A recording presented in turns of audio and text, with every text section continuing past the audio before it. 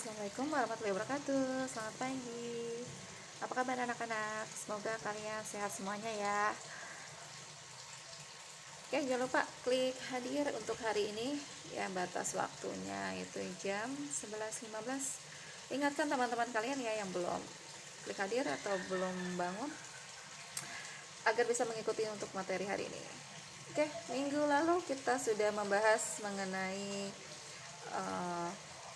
rencana ya, baru rencana penyelenggaraan atau pelaksanaan pertemuan atau rapat.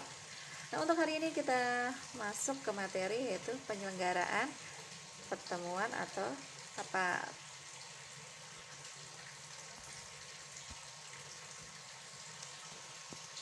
Semoga kalian bisa mengikutinya dengan baik ya.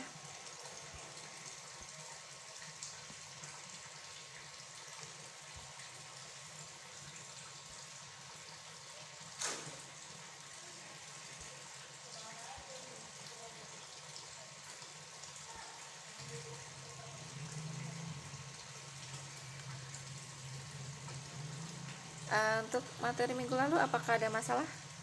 Semoga tidak ada ya. Oke, kita lanjut ke pembahasan selanjutnya.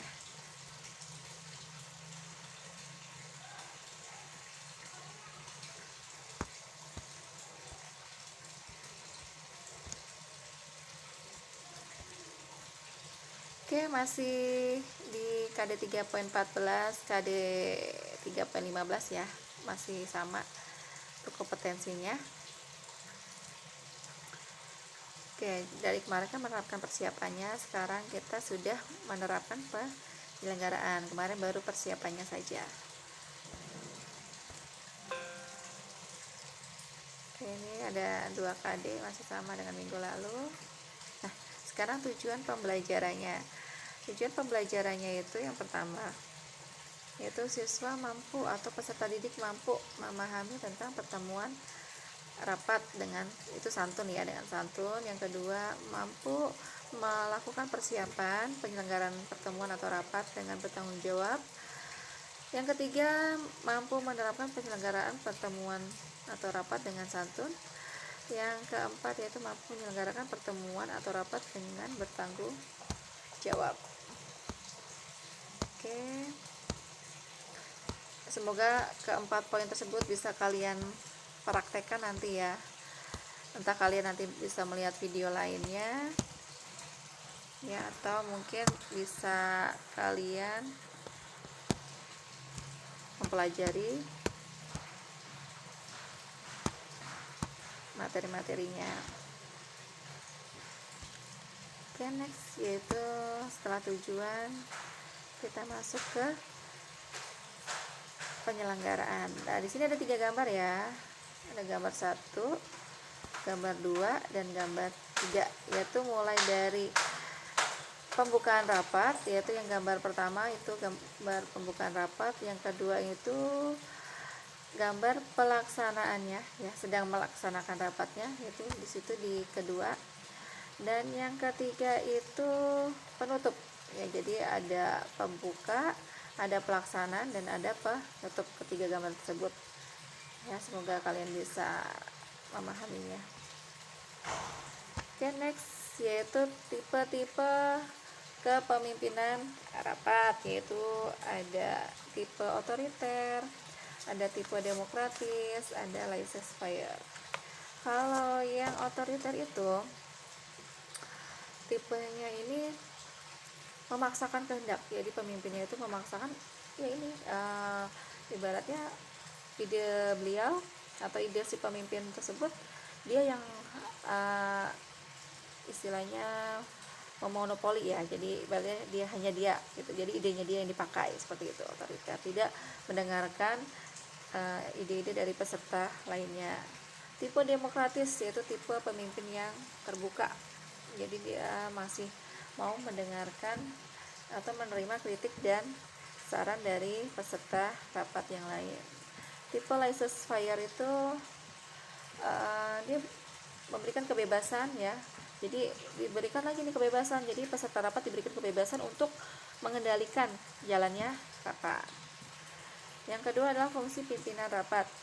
di sini ada sebagai pengarah, yaitu pimpinan harus mampu mengarahkan ya para peserta rapat, yaitu dilakukan untuk tujuan yaitu agar rapat dapat tercapai.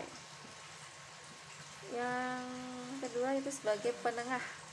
Jadi jika ada misalnya ada adu argumen atau ada perdebatan di dalam rapat, jadi pimpinan rapat itu mampu menengahi ya, atau ibaratnya jangan sampai terjadi ibaratnya berantem atau salah paham di dalam rapat.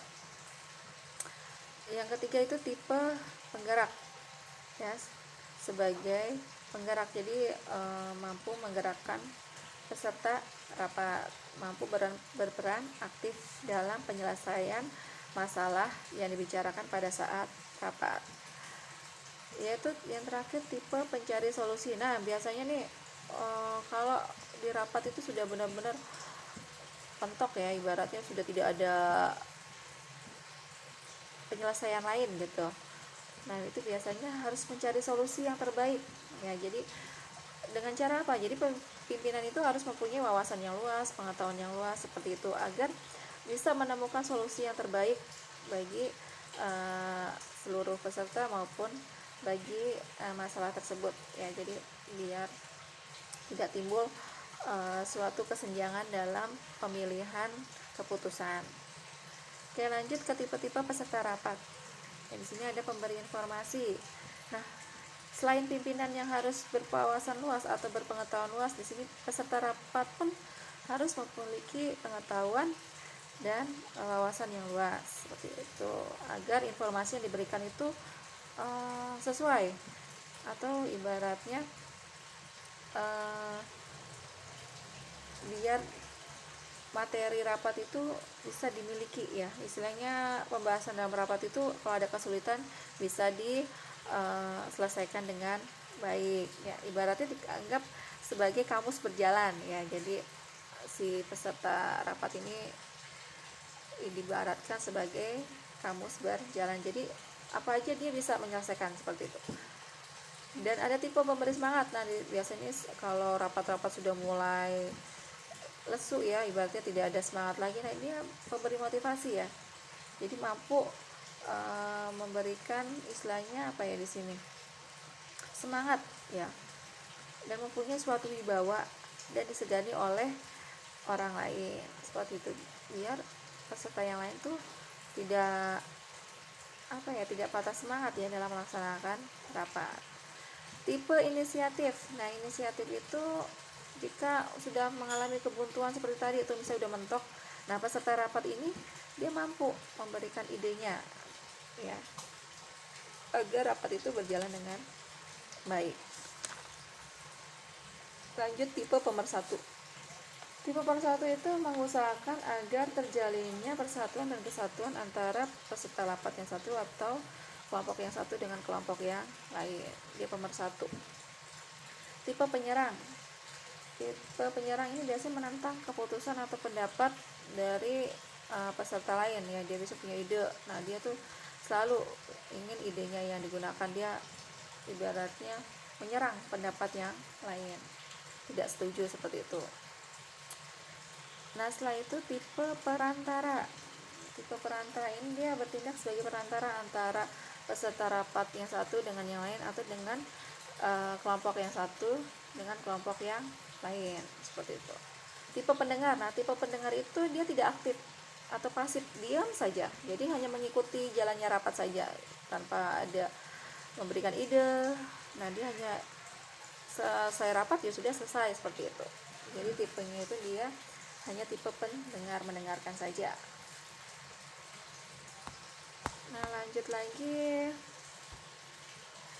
di sini ada teknik penyelenggaraan rapat ya. Di sini teknik penyelenggaraan rapat itu ada 4, yaitu membuat rapat menjadi efektif. Itu rapatnya seperti apa sih kalau menjadi efektif? Yaitu tidak tergantung kepada besarnya peserta rapat antara dengan pimpinan, jadi tidak tergantung berapa banyak peserta rapatnya.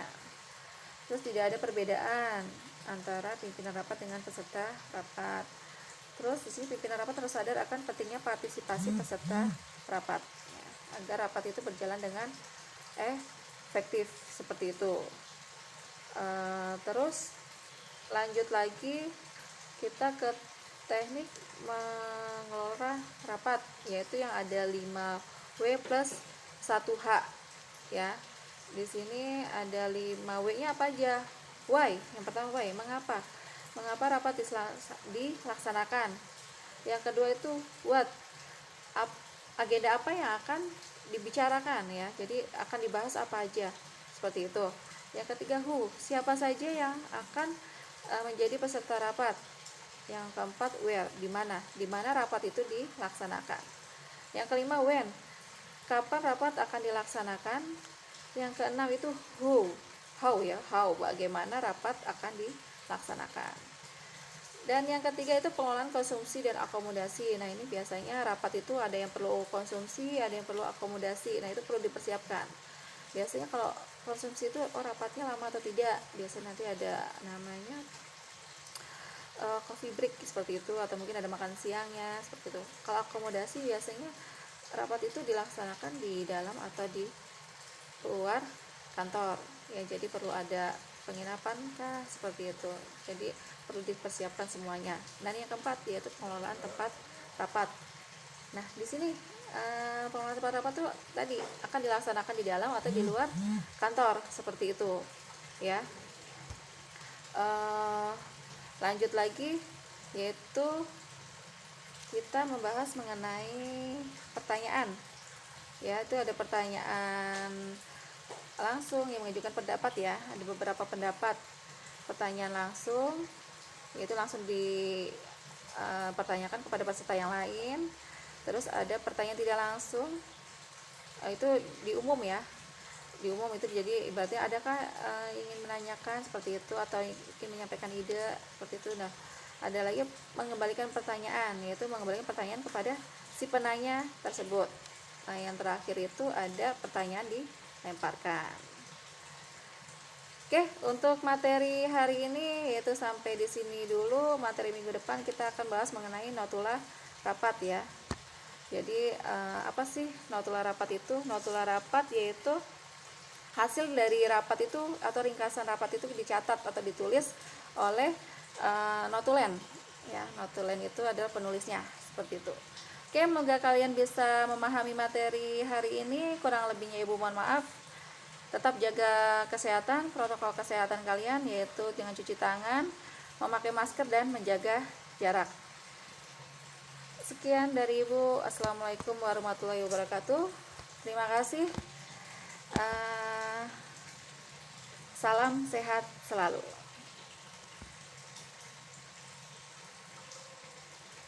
Assalamualaikum warahmatullahi wabarakatuh. Selamat pagi.